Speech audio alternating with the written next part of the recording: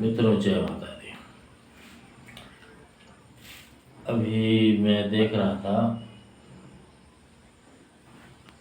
Israel और फिलिस्तीन का बवाल मचा हुआ है। इजराइल और फिलिस्तीन का बवाल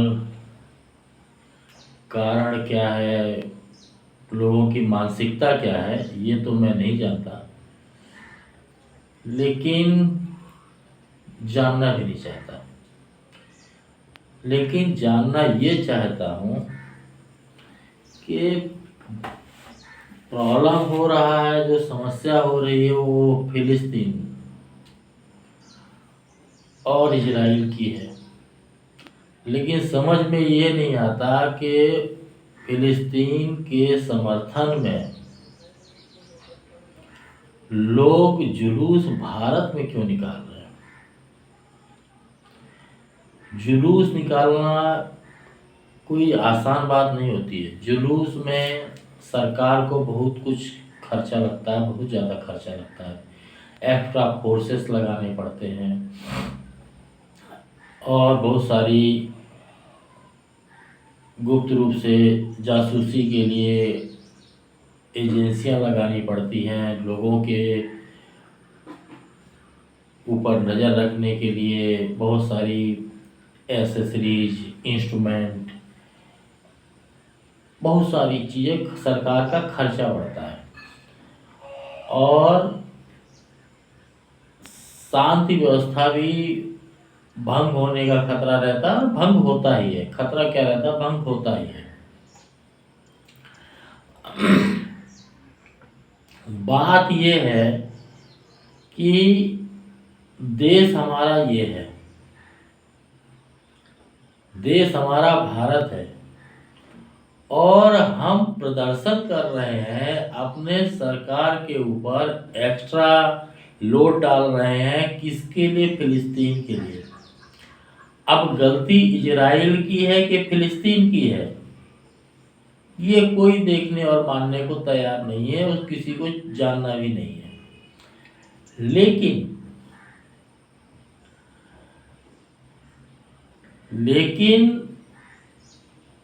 कहीं कुछ भी हो,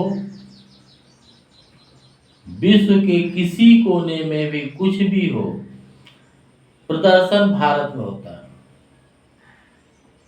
और आज से नहीं है, ये मुगलों के टाइम में भी हुआ था, अंग्रेजों के टाइम में भी हुआ था। एक खिलाफत आंदोलन हुआ था, वो भी ऐसा ही था।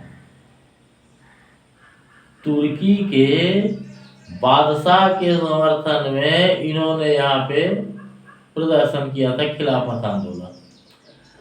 अफगानिस्तान में समस्या होती है, या अभी जो हुई थी, उस पे ये लोग प्रदर्शन भारत में करते हैं।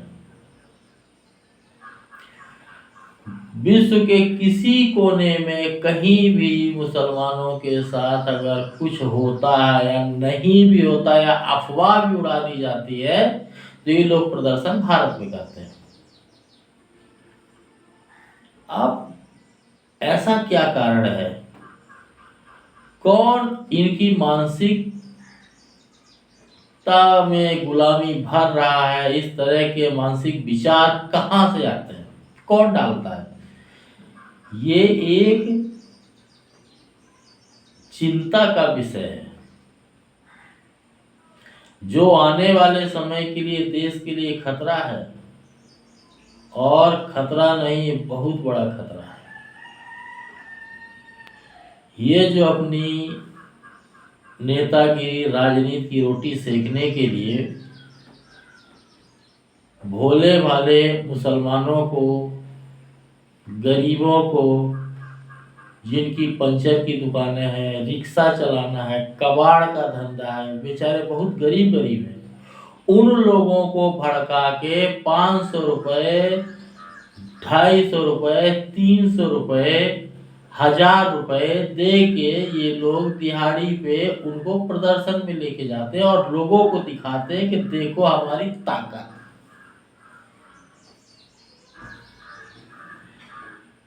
ये जो भोले वाले लोगों को भड़का के अपनी ताकत का प्रदर्शन कर रहे हैं, सबसे पहले तो पता करके उनके ऊपर कार्रवाई करने लायक है। ऐसी मानसिकता, ऐसी गुलामी, ऐसा कुख्यातपन, ऐसा आतंकवाद, ऐसा कट्टरता, ये कौन बोल रहा है, ये जानने की जरूरत है। और जानने के साथ साथ सरकार को एक्शन लेने की जरूरत है, क्योंकि आने वाले समय के लिए देश के लिए बहुत बड़ा खतरा है। ऐसी ही मानसिकता की गुलामी की वजह से जो भोले वाले मुसलमान, जब मुस्लिम देशों का युद्ध चल रहा था, वो शरण के लिए यूरोप के देशों में गए। यूरोप में शरण मिलने के बाद कुछ सालों के बाद उनमें नेता पैदा हो गए और उन नेताओं ने यूरोप में समस्या शुरू कर दी।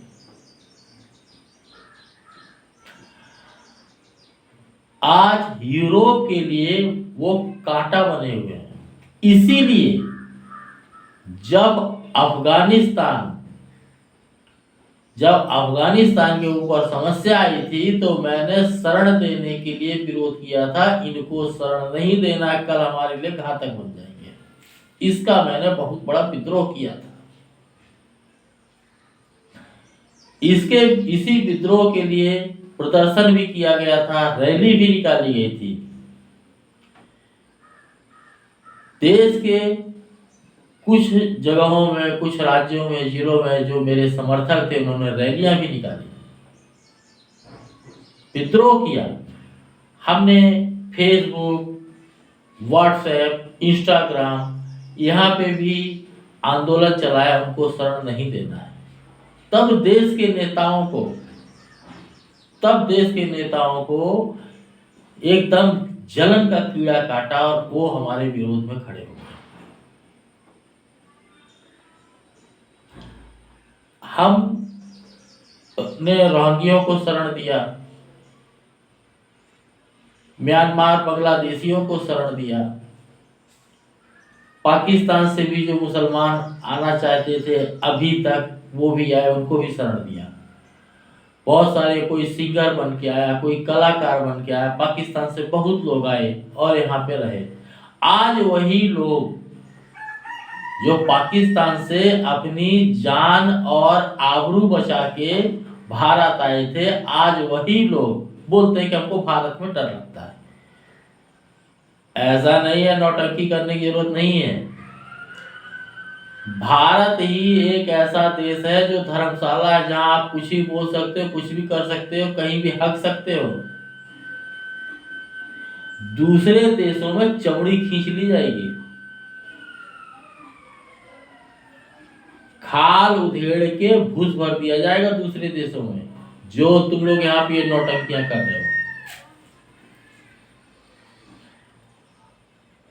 सबसे सरल और सहज अगर कोई देश है तो भारत है, और किसी की सहजता और सरलता का इतना फायदा नहीं उठाना चाहिए कि कल को तुम्हारे लिए घातक हो जाए।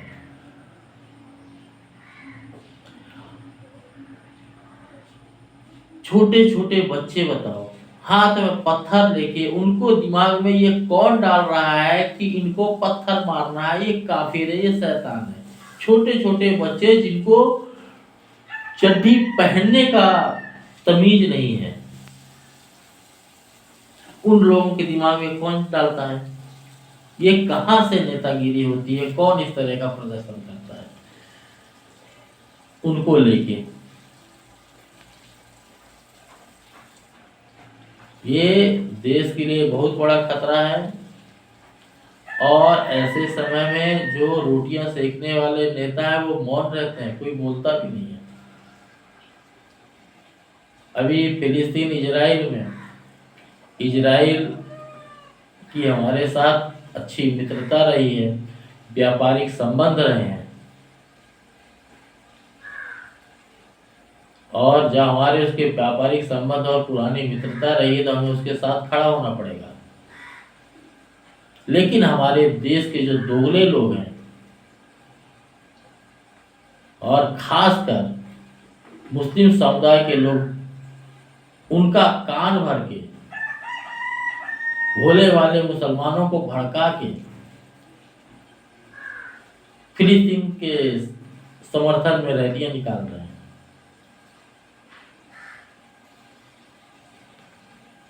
बहुत चिंता का विषय और दुखद विषय है। पहले अपना घर देखो, अपना परिवार देखो, अपना मोहल्ला देखो, अपना गांव देखो। तुमसे अपना परिवार संभल नहीं रहा है, तुम अपना परिवार देख नहीं पा रहे हो, मोहल्ला देख नहीं पा रहे हो, देश की राजनीति करने निकले हो।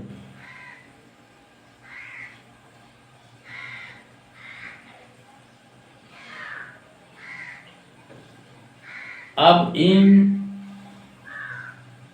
समुदाय विशेष कहेंगे, मुसलमान कहेंगे, क्या बोलेंगे इनको, जो इस्लाम के ठेकेदार हैं इनको क्या बोलेंगे कि भोली भाली जनता को, मुसलमानों को, बेचारों को कभी पढ़ने लिखने दिया नहीं,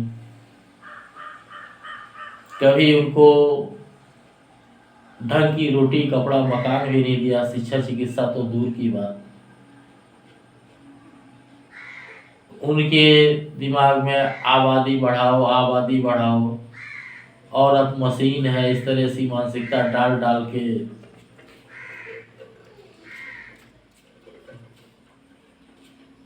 क्या बोलेंगे। ऐसे लोगों के लिए शब्द नहीं है।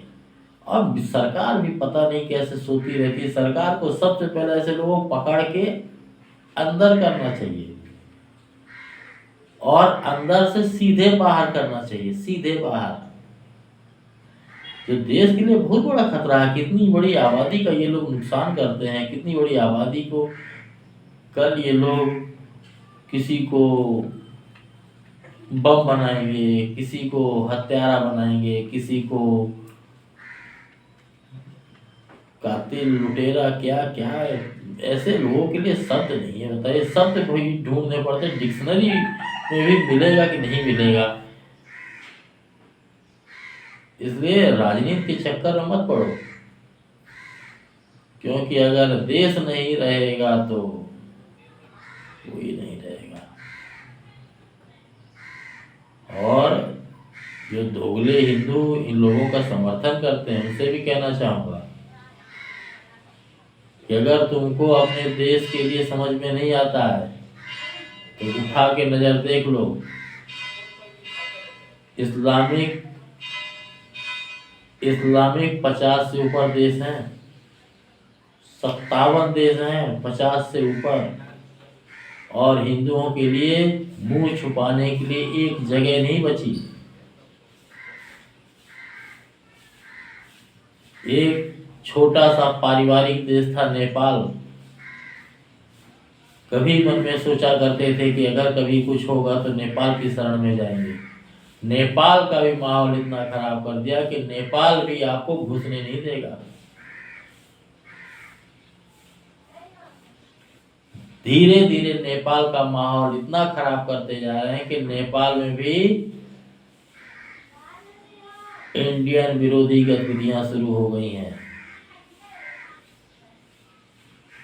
जब किसी देश में तुम घुस के उस देश के खिलाफ ही आंदोलन करोगे, सरकार के खिलाफ चलोगे, गाय काटना, पत्थरबाजी करना, मूर्ति तोड़ना, मंदिर तोड़ना, कोई देश तुमको घुसने नहीं देगा। जो भी हो, ये बहुत गलत बात है, बहुत गलत भावना है, बहुत गलत सोच है कि जो देश तुमको शरण दे रहा है, जो व्यक्ति तुमको शरण दे रहा है, तुमको मुंह और इज्जत छुपाने की जगह दे रहा है, उस आदमी के तुम घर में ही कब्जा कर लो।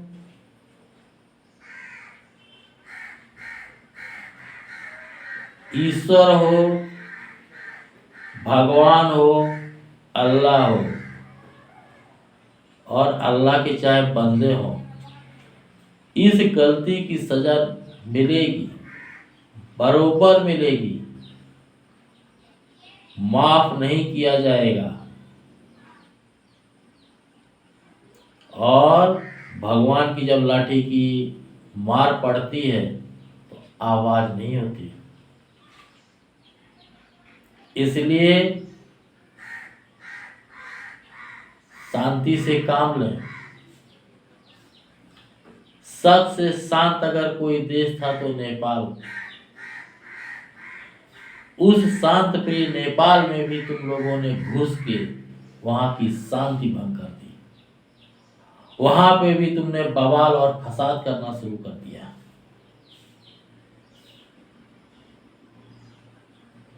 भारत तो था ही धर्मशाला, तुमने नेपाल को भी धर्मशाला बना दिया।